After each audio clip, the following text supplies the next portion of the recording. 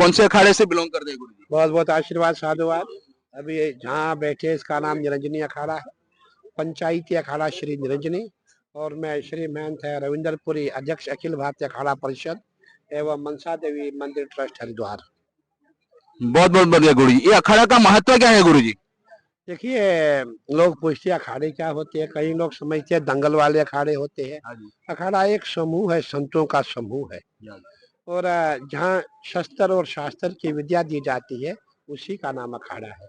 और हमारे जगत गुरु शंकराचार्य महाराज ने इन अखाड़ों का, जो हमारे शैव संप्रदाय के अखाड़े हैं, भगवान शंकर के जो उपासक है, 7 सन्यासी अखाड़े हैं, इनका गठन शंकराचार्य महाराज ने स्वयं अपने जब वो शंकराचार्य भगवान थे, जब उनका आपने देखा होगा करीबन 786 की बात है, उस समय हमारे अखाड़े बनाए गए थे, ताकि जितने भी सनातन विरोधी है, उस समय जो मुगल कालीन जितने भी लोग थे, उनसे सनातन की रक्षा के लिए, लड़ने के लिए बाल काल में ही संन्यास दिया जाता था। और छोटी उम्र की जो आयु के बच्चे होते थे, उन्हीं को संन्यास दे करके सनातन की रक्षा के लिए, सनातन की परंपरा को आगे बढ़ाने के लिए अखाड़ों का गठन किया गया था। और वो परंपरा तब से आज तक चली आ रही है। ओके गुरुजी, मैं आपके माध्यम से पब्लिक को या भक्तजन को जनाना चाहता हूँ कि ये सनातन का मायना क्या होता है गुरुजी? देखिए, सनातन आपने देखा होगा, ये जो भी आप कर रहे हैं, जो बैठ रहे, जो पर्व देख रहे हैं, जिसका ना आदि है ना अंत है, वही सनातन है। ये गंगा यमुना सरस्वती, ये आप जितना भी सब कुछ देख रहे हैं, ये सब सनातन ही है। और अभी आपने देखा कि सब भगवा जो हमने पहना है और जो आप परंपरा वाली बातें करते हैं, सब सनातन है, क्योंकि इसका ना आदि है ना अंत है। और मैं ये कहना चाहूंगा, इस समय हमारे देश में हमारे सनातन विरोधी, मैं समझता हूँ, करोड़ों की संख्या में हो गए हैं। और उन सबको जवाब देने के लिए ये बड़े बड़े जो पर्व, बड़े बड़े मेले आप देख रहे हैं, ताकि हमारी सनातन परंपरा आगे चलती रहे। उसका जितने भी हमारे संत महात्मा है, जगह जगह जाके, देश विदेश में जा करके सनातन का प्रचार प्रसार करें। जो हमारी वेद उपनिषद, गीता, रामायण आदि जितने भी हमारे कथाकार है, सभी अपनी अपनी कथा करते हैं और लोगों तक संदेश पहुंचाते हैं कि हम सब एक है, सर्वे भवन्तु सुखिनः, सभी सुखी रहे। सभी हम हिंदू मुस्लिम सिख ईसाई का भाव नहीं रखते हैं, हम सबको लेकर के चलते हैं। और अभी अभी हमारे माननीय प्रधानमंत्री जी ने प्रयागराज से एक बहुत बड़ा संदेश दिया था कि हम जितने भी जाति है, जाति से ऊपर उठना है। हम जितने भी गैर हिंदू है, सिख है, ईसाई है, हम सबको एक होना है। और एकता का संदेश हमारे माननीय प्रधानमंत्री जी यहाँ से देके गए थे। उसी परंपरा को आगे चलाने के लिए हमने भी निरंजनी अखाड़े ने जम्मू से लेके महाराष्ट्र तक जितनी भी झांकियां थी, जितने बैंड थे, और उसमें सैकड़ों की संख्या में हमारे गैर हिंदू थे, हमने सबको एक किया। क्योंकि हमारा प्रयास है कि भारत, अखंड भारत तभी होगा जब हम सब एक हो जाएंगे। और आपने देखा होगा, इस समय हमारे प्रयागराज में करोड़ों की संख्या में जितने हमारे श्रद्धालु हैं, जितने यात्री है, देश विदेश से आने वाले हैं। और अगर इसका श्रेय किसी को मिलेगा, ये हमारे माननीय प्रधानमंत्री जी को मिलेगा। मुझे याद है 2019 में हमारे माननीय, जो इस समय माननीय गृह मंत्री जी है, उस समय वो भारतीय जनता पार्टी के अध्यक्ष थे। वो इसी पंडाल में आए थे जहां बैठे हुए हैं, मेरे पास बैठे हुए थे। मुझे उन्होंने कहा था कि महाराज, खाली जो भी जातियां हैं उनको संत बनाने से कार्य पूरा नहीं होगा, बल्कि उनको पद भी देना पड़ेगा, उनको अपने बराबर बिठाना पड़ेगा और सभी को एक करना पड़ेगा। हमने उसी परंपरा को आगे निर्वाह करते हुए गुजरात में गांधीनगर में हमने वहाँ SC, ST, OBC के 4 महामंडलेश्वर बनाए थे। बहुत बहुत धन्यवाद गुरुजी। तो जब हम वहाँ पहुंचे, उस समय जितने हमारे वहाँ लोग थे, सबने हमारा स्वागत किया।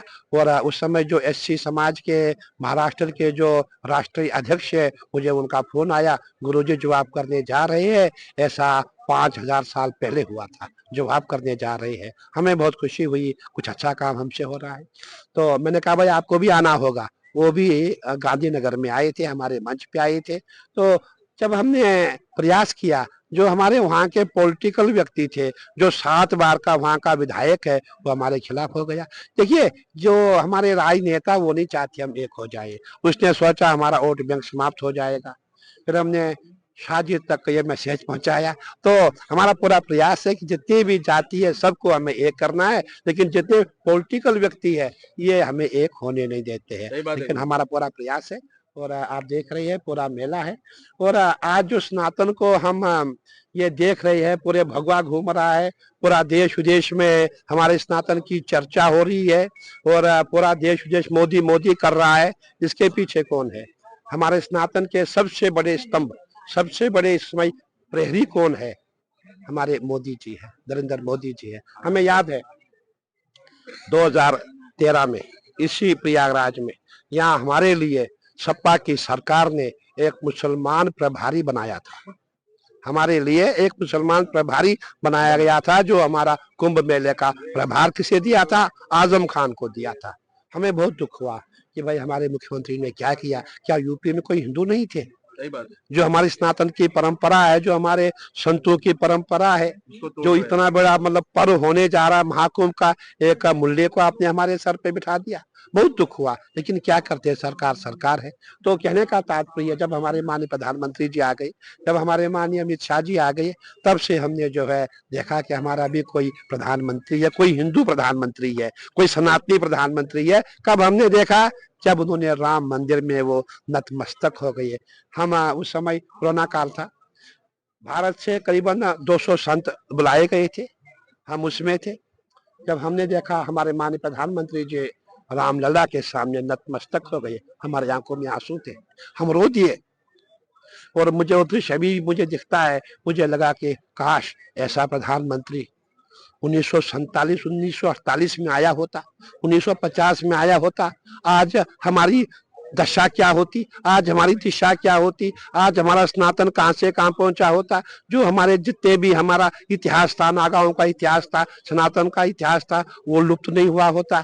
तो हम सब रोने लगे और हमने कहा कि धन्य है प्रधानमंत्री, काश अगर आप आज से 17 साल पहले आते, आज भारत की ये दशा नहीं होती। तो इसीलिए हम माननीय प्रधानमंत्री जी को और माननीय गृह मंत्री जी के, जितने हम सनातनी है, बहुत आभारी है। अभी मैं कहना चाहूंगा, अभी इस बार जब रामलला का की प्राण प्रतिष्ठा थी, हम सब वहां थे।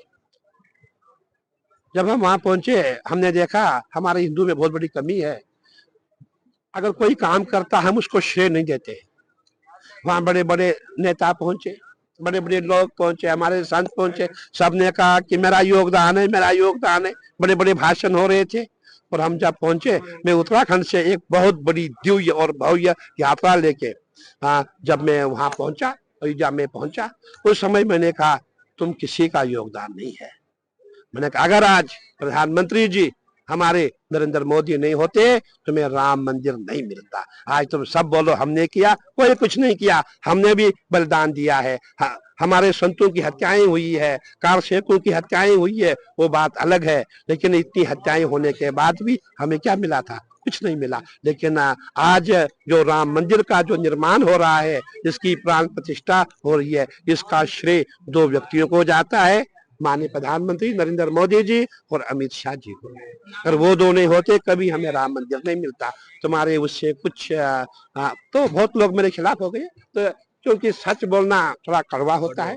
और मैं यही मानता हूँ, अभी हमारे प्रधानमंत्री जी ने, हमारे गृह मंत्री जी ने जो कार्य किया है, उसके लिए मैं यही कहूंगा, यत्र योगेश्वरा कृष्णो यत्र पार्थो धनुर्धरा तत्र शरीर विजयो भूतिर ध्रुवा नितिरिमतिरिमामा। जहाँ हमारे माननीय प्रधानमंत्री जी है, जहाँ हमारे माननीय गृह मंत्री जी है, वहाँ असंभव भी संभव है। दो व्यक्ति गुजरात से निकले, एक एक 11 हो गए, यूपी पहुंचे, पूरा हिंदुस्तान फतेह किया। आज पूरा विश्व मोदी मोदी कर रहा है। क्या है ये तपस्या है, यही सनातन है। क्योंकि हमारे माननीय प्रधानमंत्री जी ने पिछले जन्मों में बहुत तपस्या की है। आपको मैं कहना चाहूंगा, हमें बहुत गर्व होता है, हमारे उत्तराखंड में केदारनाथ का मंदिर है, पीएमओ से पूरी उसकी डिजाइनिंग होती थी। माननीय प्रधानमंत्री जी अपने कार्यालय में बैठ के वहां से ही पूरा नक्शा बनाते थे। कितनी खुशी की बात है। आपने महाकाल लोक सुना होगा उज्जैन में, जब हम माननीय प्रधानमंत्री जी आए उसके उद्घाटन के लिए, हम सब संत रोने लग गए। अरे कैसा प्रधानमंत्री पहली बार हमने देखा। और हम ये कहना चाहते हैं, हमने पहला हिंदू प्रधानमंत्री नरेंद्र मोदी जी को देखा। और हमने इससे पहले कोई हिंदू प्रधानमंत्री देखा ही नहीं।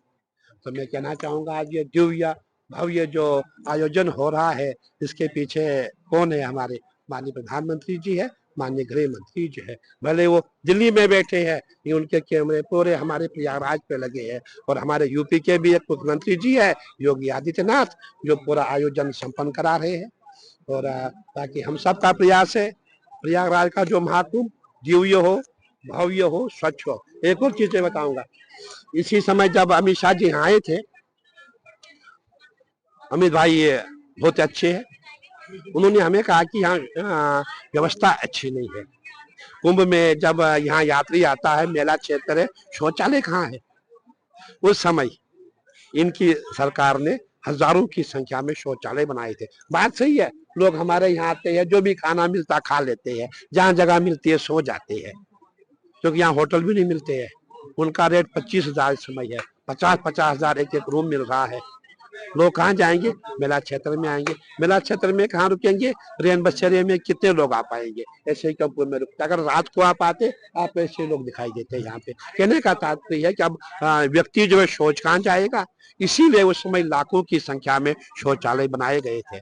आपको याद होना चाहिए, जब हमारे माननीय प्रधानमंत्री जी 2014 में पहला उन्होंने स्वच्छ अभियान शुरू किया था, उन्होंने कहा था कि जो भी हम जितने भी हम गाड़ी में बैठते हैं, कोई भी सड़क पे छिलका नहीं फेंकेगा, पानी की बोतल नहीं फेंकेगा। हमें कुछ दिन तो कष्ट हुआ, हम हैबिचुअल थे फेंकने, खाया और फेंक दिया। लेकिन आज पूरे भारत में आप जाओ, जितने भी रोड है साफ मिलेंगे, स्वच्छ मिलेंगे, क्योंकि अब हम हैबिचुअल हो गए कि जो भी खाएंगे गाड़ी में थैली रखेंगे और थैली भर करके हम जो जहाँ कचरादान रखा है उसको हम वहां पे रखेंगे। कहने का तात्पर्य है कि जो जैसा शासन करता है, क्योंकि उनकी जो नीयत। और सबसे बड़ी बात आप देखो कि अपने पूरे जीवन काल में उन्होंने घर में कभी 1 रुपया नहीं दिया। उनकी माताजी वैसी जो गरीब पहले थी, मरते दम तक वैसी रहे। उनके भाई है पंकज जी है, प्रहलाद जी है, मैं समझता हूँ क्या उपलब्धि उन्होंने की? कुछ भी नहीं की।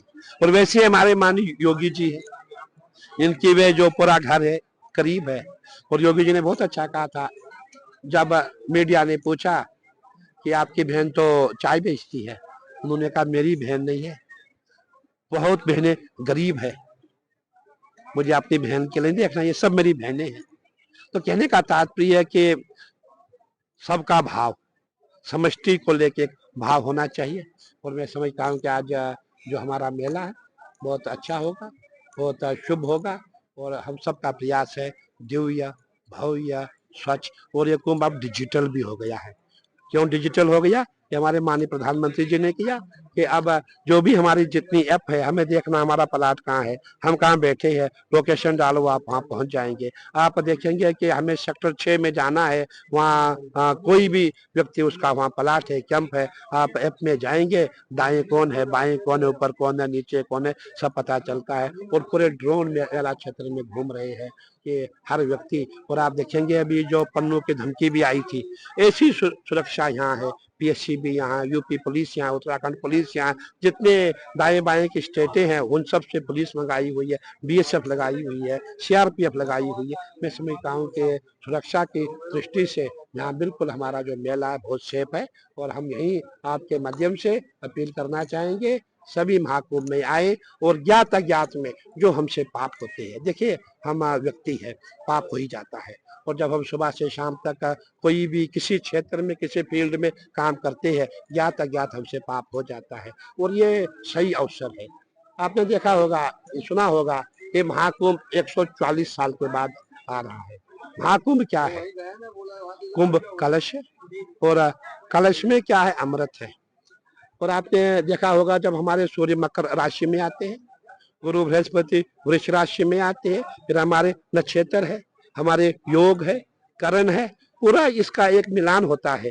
जब वो सभी ग्रहों की स्थिति कौन सी राशि में है, कौन सी राशि में नहीं है, उसके बाद वो मिलान होता है कि जब समुद्र मंथन हुआ था उस समय की राशियां क्या थी, कौन से ग्रह कौन सी राशि में थे, जब वो पूरा वातावरण एक हो जाता है, जब पूरे सब एक स्थिति बन जाती है, तभी जाकर के जो है महाकुंभ 144 साल बाद ऐसा अवसर मिला है।